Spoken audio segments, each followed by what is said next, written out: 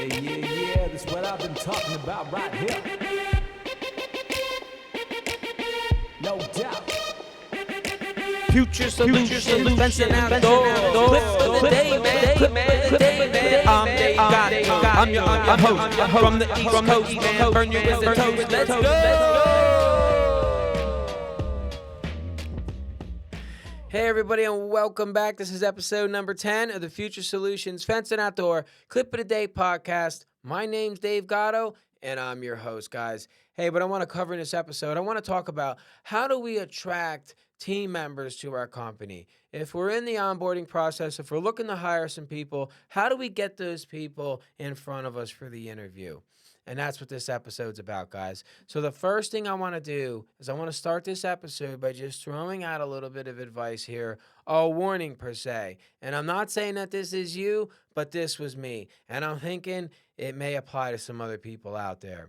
Please do not wait to the last second to start looking for help. Because before you know it, guys, our busy season is going to be in full swing. The madness will be upon us, and we will definitely be prone to make some rash decisions and hire people we normally wouldn't.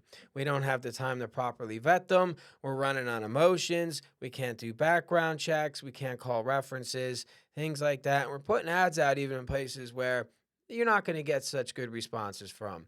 So do not wait. Start the process now. And with that being said, the first thing that I do, guys, is I focus on my ad, okay?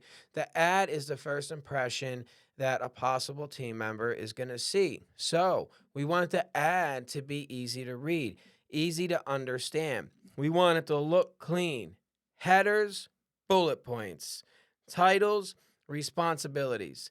And another thing, guys, that we really want to focus on, we need to make this look attractive because sometimes the jobs that we're looking for people to fulfill are not so attractive.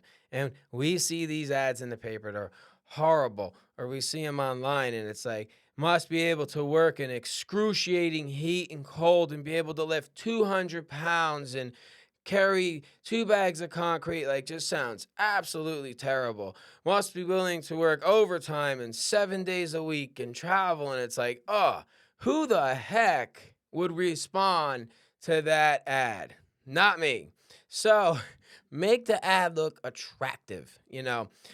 Come work for this company. It's a great culture, room for advancement, great staff here. You get to work outside all day in the warm weather, work on your tan, listen to music, have fun, stuff like that. Stuff that's going to say, somebody's going to say, hey, I've been looking for something like this. So make the ad look attractive. Also, another thing that you want to do is you want to offer competitive pay. And a lot of us might not be able to do that yet, okay? But it comes down to this. Those team members will pay for themselves, all right? You got to pay people what they're worth. So you got to at least find out where the benchmarks are in your industry. What does a foreman make? What does a laborer make? What does a production leader make? Things like that. Find the benchmarks and offer that competitive pay. Because I will tell you this, 7 out of 10 people are strictly out for the money when it comes to a job. And you want to recruit that top talent. The next runner-up are what are the benefits? Is there health benefits? If you can't afford health benefits, what about a supplementary benefit like an Aflac, like a dental and a vision? Can you offer paid time off, PTO, and how many days of PTO can you offer? Is there holiday pay? Is there any type of company parties? Is there any type of bonuses, profit sharing, stock options, things like that? You want to pack this stuff full and list it in your job descriptions and list it in your ads because you want to attract those top people. Now, guys, I didn't start with any of this stuff. I was bringing people in that I really didn't want to. I didn't have much to offer. I was working off the books, all right? I'm telling people, come in and it's $15 an hour cash. And what you do is you attract drug addicts and transients and people who really aren't planning on staying around. They'll steal from you and stuff like that. So we want to have this stuff in place. We want to have core values in place. We want to have a company vision in place as well. we want to convey with the tone in our ad what our core values are. What is our culture like? Are we a growing culture? Do we take care of our team members and treat them like family? Do we donate to the community? What are we about? Because, guys, let's face it, this ain't the 1950s, all right? This is 2023, and not everybody is in it strictly for the money and benefits. People also want to know, in this culture, in this day and age, does this align with their personal beliefs? Are they working for a job that aligns with the values that they have? So establishing core values, which are things like, values that your company lives by, which we can get into a whole nother episode on that, writing out your core values. And also, what's the vision of the company and how will they fit in the vision? Because their dream needs to also fit inside of your dream.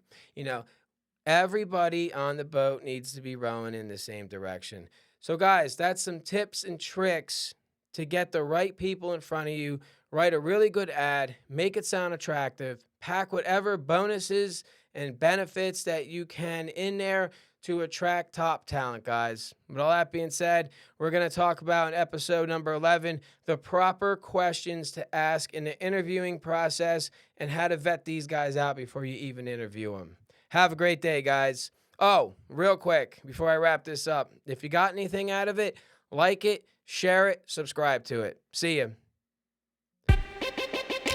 Yeah, that's what I've been talking about right here. No doubt. Future Solutions, fencing outdoors. Clip of the day, man. Clip of the day, man.